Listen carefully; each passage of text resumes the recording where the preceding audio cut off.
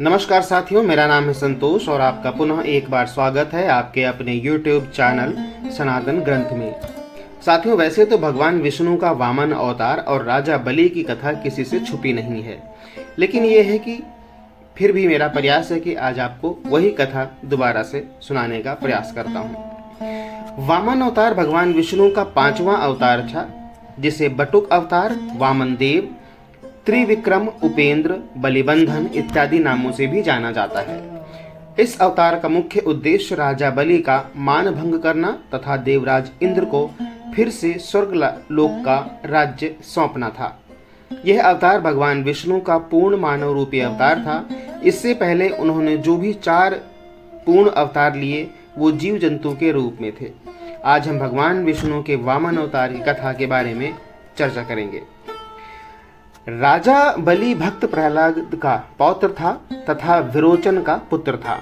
वो दैत्यों का राजा था जिसने अपने पराक्रम से तीनों लोकों पर आधिपत्य कर लिया था। हालांकि उससे अपने दादा के समान दानवीरता के गुण थे, लेकिन असुर कुल से होने के कारण अहंकार भी था।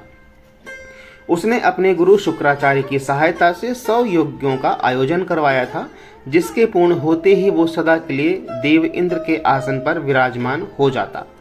जब उसने 99 यज्ञ पूर्ण कर लिए, तब देवराज इंद्र सभी देवताओं के साथ भगवान विष्णु से सहायता मांगने उनके धाम वैकुंठ गए। वहां जाकर देवराज इंद्र ने उन्हें सब समस्या बताई तथा कहा कि यदि यह 100वां यज्ञ भी पूर्ण हो गया तब उसका अंत करना असंभव हो जाएगा।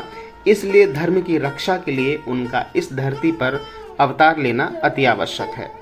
भगवान विष्णु ने भी स्थिति की गंभीरता को समझा तथा पृथ्वी पर अवतार लेने का निश्चय किया।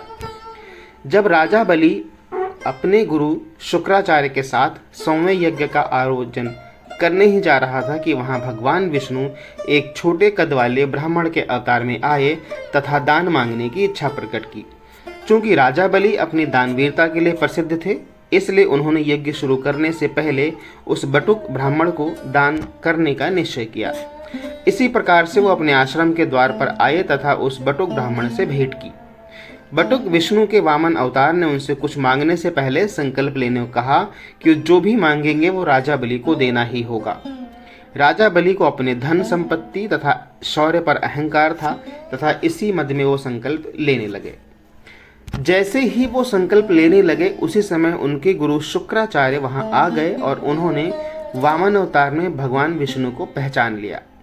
उन्होंने अपने शिष्य बलि को चेतावनी दी कि यह संकल्प ना ले तथा यज्ञ की शुरुआत करे, किंतु राजा बलि अपने अहंकार में चूर था तथा वह अपनी दानवीरता से भी पीछे नहीं हट सकता था। उसने अपने गुरु से कहा कि वो अपने द्वार पर आए किसी ब्राह्मण को खाली हाथ नहीं भेज सकता। इसी के साथ यदि स्वयं तीनों लोकों के स्वामी भगवान विष्णु उसके द्वार पर एक याचक के रूप में आए तो वो कैसे मना कर सकता है। यह कहकर राजा बलि ने संकल्प ले लिया। राजा बलि के संकल्प लेने के पश्चात उसने उस बटुक ब्राह्मण से अपने लिए कुछ मांगने को कहा। वामन अवतार ने अपने लिए 3 पग धरती मांगी, जिसे राजा बलि ने स्वीकार कर लिया। राजा बलि के स्वीकार करते ही भगवान विष्णु के वामन अवतार ने अपना रूप अत्यधिक विशाल कर लिया तथा संपूर्ण ब्रह्मांड में फैल गए। वामन भगवान ने अपने एक पैर से संपूर्ण पृथ्वी को नाप दिया, दूसरे पैर से स्वर्गलोक को। अब तीसरा पैर रखने के लिए कोई जगह शेष नहीं बची थी, क्योंकि वो राजा बलि की संपूर्ण संपत्ति, भूमि इत्यादि ले चुके थे। इसलिए उन्होंने राजा बलि से पूछा कि अब तुम अपना वचन कैसे पूरा करोगे। ये सुनकर राजा बलि का अहंकार चूर हो गया तथा तीसरा पग रखने के लिए उन्होंने अपना मस्तक आगे कर दिया। भगवान वामन ने अपना तीसरा पग राजा बलि के सिर पर रखकर उसका मान भंग किया तथा यह सिद्ध किया कि उनके सामने कोई भी बड़ा नहीं है। इसके साथ ही भगवान वामन राजा बलि से अत्यधिक प्रसन्न हुए तथा उन्हें भविष्य में इंद्रलोक प्रदान करने का वरदान दिया। इसके पश्चात उन्होंने राजा बलि को पाताल लोक भेज दिया तथा स्वर्ग का शासन इंद्रदेव को सौंपकर श्री हरि में समा गए। तो साथियों, ये थी वो कहानी। यदि कहानी पसंद आई हो तो वीडियो को लाइक और शेयर करें, और अगर आप चैनल पर नए थे तो विनती है कि चैनल को सब्सक्राइब करके बेल आइकन दबाना मत भूलिएगा। कोई विचार हो तो हाँ कमेंट बॉक्स में ज़रूर लिखिए। मिलते हैं अगले वीडियो में, तब तक के लिए जय श्री राम।